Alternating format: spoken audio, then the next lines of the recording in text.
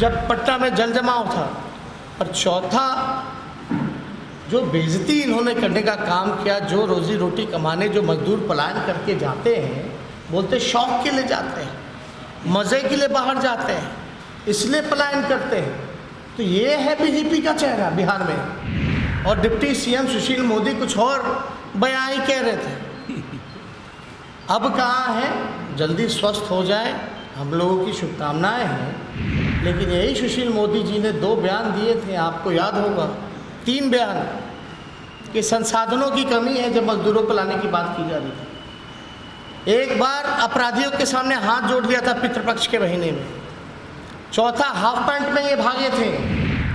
नमस्कार, news for nation देख रहे हैं आप, आपके साथ मैं हूं ऋचा शर्मा। आज नेता प्रतिपक्ष तेजस्वी यादव ने बीजेपी को तो घेरा ही, लेकिन इसके साथ बिहार के उप मुख्यमंत्री सुशील कुमार मोदी पर भी जमकर हमलावर नजर आए। उन्होंने 4 पॉइंट दिखाए और बताए, और इसके साथ ये भी कहा कि काफी हास्यास्पद है। लेकिन इससे पहले उन्होंने सुशील कुमार मोदी की स्वास्थ्य की मंगल कामना की, और उसके बाद लगातार उन पर एक के बाद एक अटैक किया। सबसे पहले कहा कि जब बिहार में बाढ़ आया तो हाफ पैंट पहनकर भाग निकले।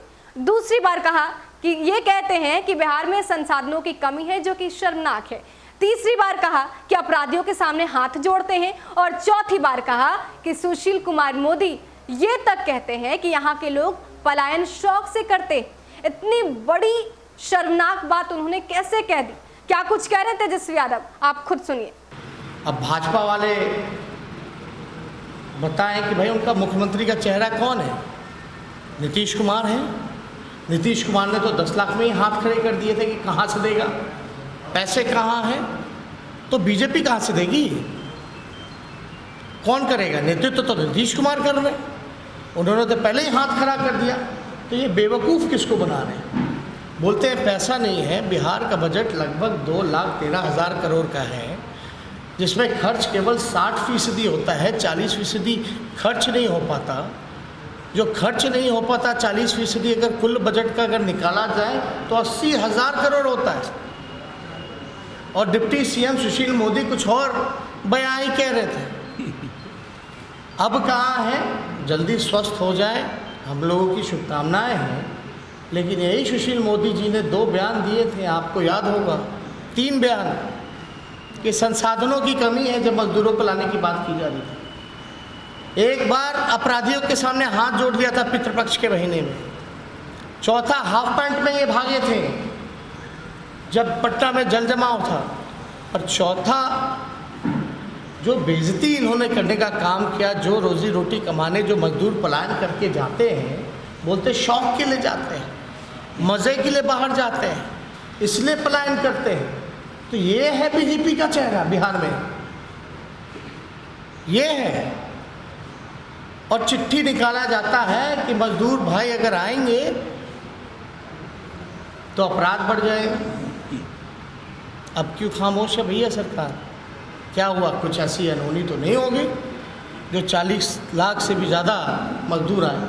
लेकिन सबके आँख ज़रूर खुल गए थे कि इतनी बड़ी संख्या में बिहार में पलायन हुआ है, किसी ने देखा नहीं था। लेकिन लॉकडाउन के दौरान सब लोगों का जो आँख था वो खुल गया, जो पर्दे लगे थे वो पर्दे हट गए। चाहे कृषि का क्षेत्र हो, नौजवान की बात हो, महिला सशक्तिकरण की बात हो, स्वयं सहायता समूह, आंगनबाड़ी से लेकर के जो हमारी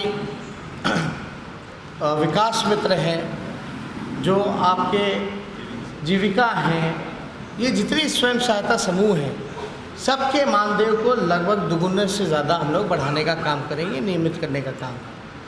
और एक बात और, नियोजित शिक्षकों को लेकर के जो था समान काम समान वेतन, उसको भी लेकर के हम लोग जो है समान काम समान वेतन हम लोग करेंगे। जो 10 लाख रोजगार की बात, नौकरियों की, सरकारी नौकरियों की बात कर रहे हैं, ये कोई प्राइवेट का अलग से नहीं है। जब कारखाने लगेंगे, हमारी उद्योग नीति क्या है इसमें विस्तार रूप से है, कृषि का हमारा क्या प्लान रहेगा इसमें विस्तार रूप से, ज़्यादा समय नहीं लेंगे, आप लोगों को डिस्ट्रीब्यूट हो जाएगा, आप सब लोग देख सकते हैं, पढ़ सकते हैं। लेकिन हर एक तरीके से हम लोगों ने बिहार के सामने अपना विजन और डॉक्यूमेंट रखा है। आज तक हवाई बातें हुआ करती थी, लेकिन ये हमारा संकल्प है, संकल्प बदलाव का, ये हमारा प्रण है जो कि सच होने वाला है और ये हम करके दिखाएंगे।